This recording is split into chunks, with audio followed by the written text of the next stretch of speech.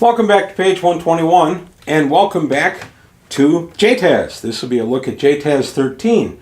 If you're wondering why I have the slipcase here, well, the answer is this is the first of the JTAZs I have in physical form. I'll pull it out of the fine slipcase, and we see that the cover artwork to JTAZ 13 is the same as the box cover. Why do I only have 13 through 18 in physical form? Because it's the only Kickstarter for JTAZ that I joined. I had not been in a Kickstarter prior to that, and I have looked at buying the others. I have them all on PDF, and I've looked at whether it would be worth it to buy them in physical form. Retail would be $300, and honestly, if I can't get the slipcase with them, I don't know that I'm interested in putting that kind of money into it anyway. And honestly, even if I am able to get the slipcover or slipcase, I'm not sure I'm going to put that kind of money into it. I already have them in PDF form. I may stay there with those. So, Journal of Travelers Hate Society number 13. This is from Mongoose Publishing. We get a look inside. We have the credits. Mark Miller's credited for Classic Traveler. And then the editors are Matthew Sprange and Isabella Treccani-Cinelli. I apologize if I got your name wrong. And then we get a look at all the articles. This was out in 2025. It's part of the recent Kickstarter. And we have, for Charted Space, Confederation Admiral Arturo Coghlan. He was a celebrated Soleimani Confederation Admiral during the Soleimani Rim War. So just kind of an interesting character. You can build off some stuff of his story. This is an encounter, the Star Angel Ambulance Pinnace. I like this one. This is Doctors Without Atmosphere. Run by Dr. Rowe, whatever her last Vargear name is. It was pretty interesting. It's an ambulance in space, literally. They go where they're needed. Casper Panchito is, what is this guy's shtick? He's the pilot. And then we have Brock Landau. He was a shockball player, but he was derailed by injuries. So he works for the Star Angel. There's a look at the Star Angel pinnace itself. The stats, and then the deck plan. The 40-ton pinnace, thrust 5. It'll get there in a hurry for you. Adventuring with the Star Angel. Different ways you can work them in, up to and including the Star Angel needs a ride to the next star system, and you are available. Alien, we look at the Mui.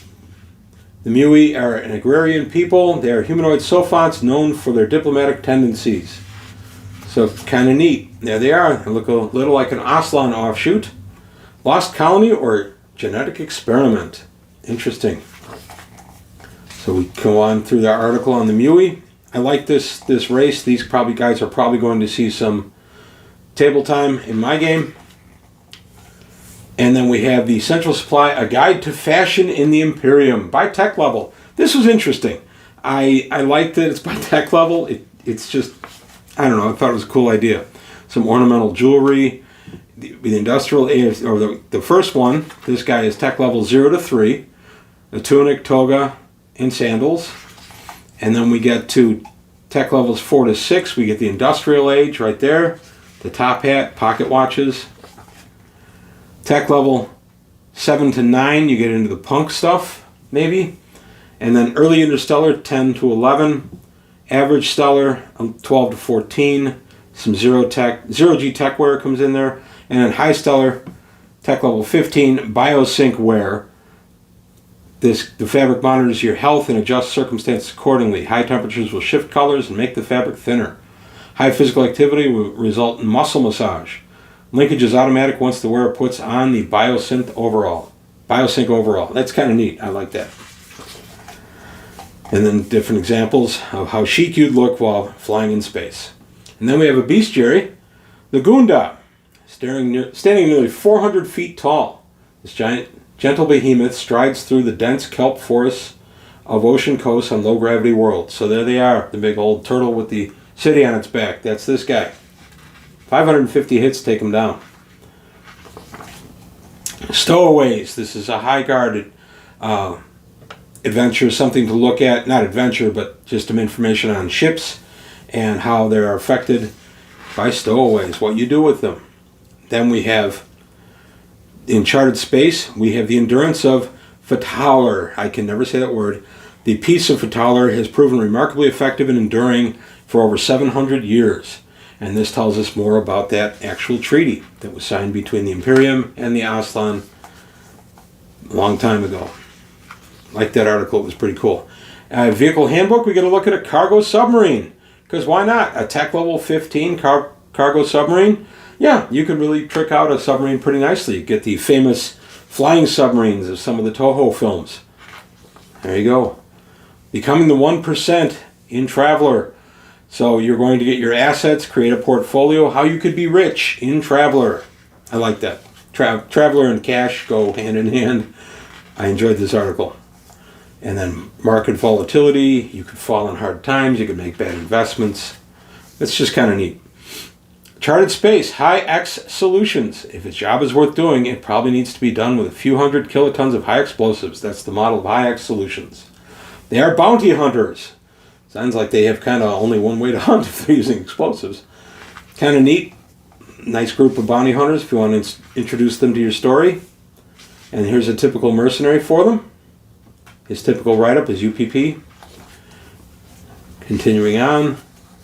A scrap combat robot that you might encounter. And then for High Guard, we have the Star Leaper yacht. So for the people that have way too much money and way too much time on their hands, there's a tech level 15, 300-ton displacement yacht.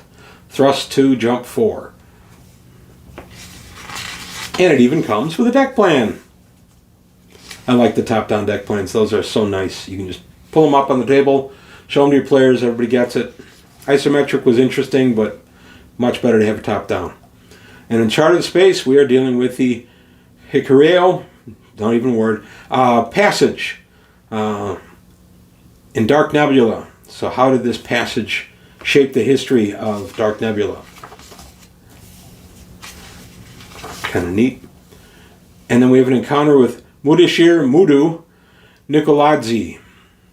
Need information, a job, looking for someone, or just hunting the latest rumors? Talk to Mudu. And here is his UPP, what he brings to the table. So a good NPC to bring out. Charted Space, the Fourth Frontier War Museum. This is kind of neat. It was a 16-month military action, the Fourth Frontier War, largely limited to 5 subsectors, and here's some commemorations of them. That's neat. I like that. And then we have traveling. We have alternate skills. The Traveler core rulebook contains some very broad skills. Here are some that are narrowed down. Melee specialisms, fencing, professional specialisms. You get the academic, crew member, military enlisted, and so on. Science skills, tactics specialisms. I have to admit, I'm an old Traveler player, as you know if you watch my channel. I am finding the new Mongoose, new being the 2022 update, I'm finding it kind of liberating because the skills are so general. I was used to Traveler, which dialed them in a little more, and then Mega Traveler, which really dialed them in. And it's been kind of freeing to just have the Mongoose Traveler 2nd edition stuff. But when we have a bestiary for the Raelanya, there we go, a species of flying animal that inhabits low grav worlds. They have 13 hits, and they are large. And then we have traveling. We have an art college. So there you go. You can spend some time in art college if that's where your skills lie. High Guard, customizing pilot controls. I like anything that actually dials in to the ship and the operation of the ship, the panels, that kind of stuff. That's always good. Healthcare, as you're traveling. Types of care, physical care, social care, psionic care, and different types of facilities. So pretty interesting there. Medical personnel. This ends up being something more important in Traveler than you would think at first look. Medical care ends up being really important. Central supply, we address battle dress modifications. So if you want to upgrade and customize that guy for you, here you go. A biosensor, coated lock, halo antenna, jammer suite, all kinds of stuff. Warblades as depicted in the picture there. He's got the little warblades sticking out of the back of his wrists. And then the adventure is for the Kamses Solar Race. The adventure set in core is a relatively simple job to deliver medicine turns into chaos as bitter rivalries and secret machinations threaten to explode. Kamzi. This planet is recognized for its position in tourism. I actually did a video on Kamzi a couple of years ago based on the Steve Jackson Games GURPS Traveler. It's pretty neat. And then we have the Solar Race called out here as part of the adventure. Characters that are taking place within, or that are doing the race, or dealing with it in any way. How you can get your travelers involved. Pretty interesting adventure. I liked it. And there is the Ghost House, where your characters can lay low for a bit. And then we have some UPPs, Universal Personality Profiles, of various actors in this. And then we have the Rabbit Hole. And then we have this guy complicating things. And then you speak to the athletes. This is a long adventure, as you can see. And my table would take several sessions to go through, which is a good thing. I like longer adventures that I can really get some use out of. I love when they're publishing just generic security enforcers. There they are. So your bad guys with the guns, there they are. Nothing, no work on the GM's part. It's just ready for you to go. So finishing out our article.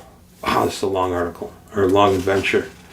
And then we get a look at Port Alpha. I always like a look at any kind of down port, or high port for that matter. And then we have carpets and decking.